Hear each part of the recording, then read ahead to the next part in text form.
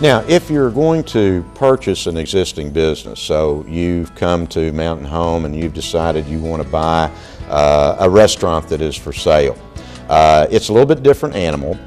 It's obviously not a startup. It's there. It's got a history. It's hopefully got a good customer base. The requirements are a little different. First of all, you do need to be able to understand again the asking price, and one of the important parts is determine how much of that asking price actually can be tied to what we would call hard or real collateral. So how much of that is for the value of the real estate and the building, possibly for the furniture and fixtures, the cash register, any inventory that's on hand, and how much is goodwill.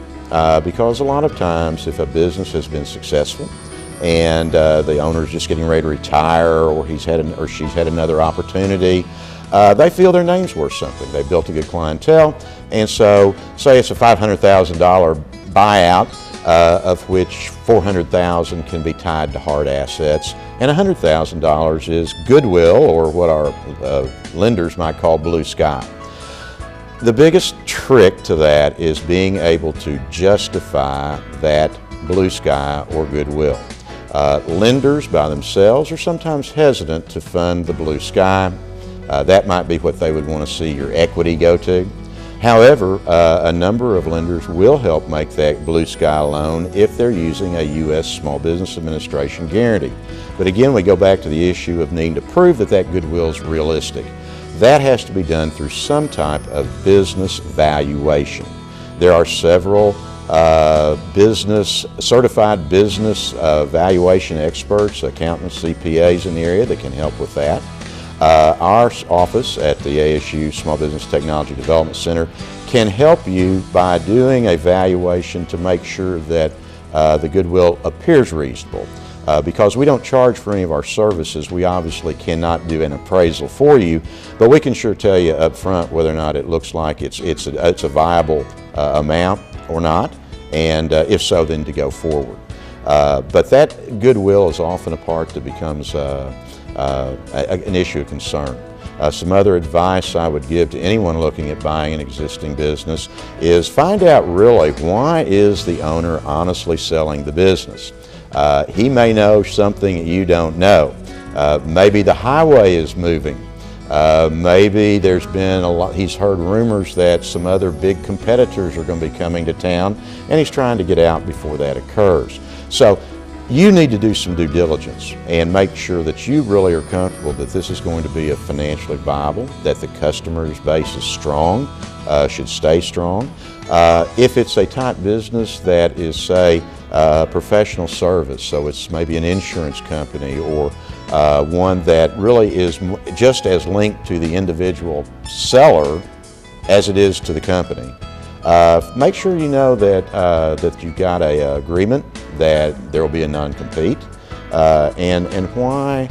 Because a lot of times people want to move with that individual regardless of whether he or she is selling for Allstate or State Farm or any of the others. So those are some things you really need to consider.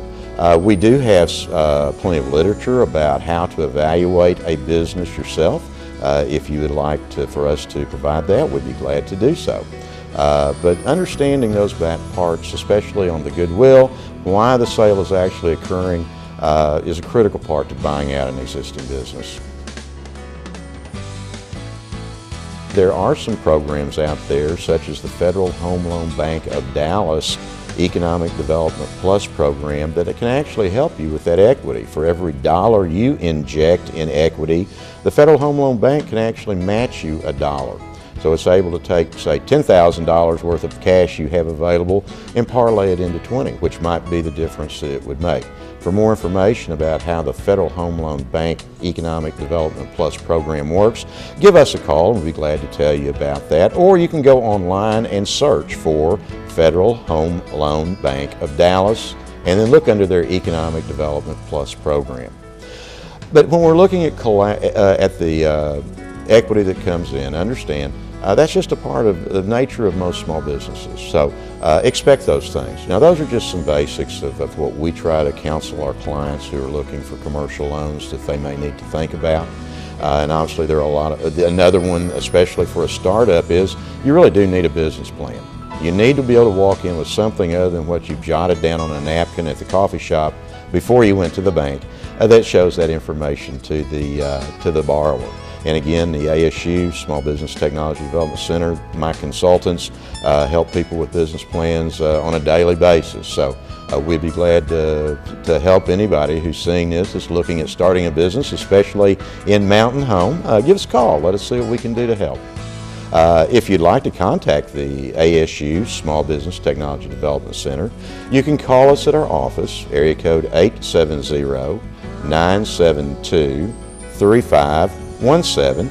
You can send us an email, and the email is just ASUSBTDC@astate.edu, or better yet, if you're on Facebook, search for the Arkansas State University Small Business Technology Development Center fan page, fan us, and you'll get a lot of information about how to get a business up and running on our fan page.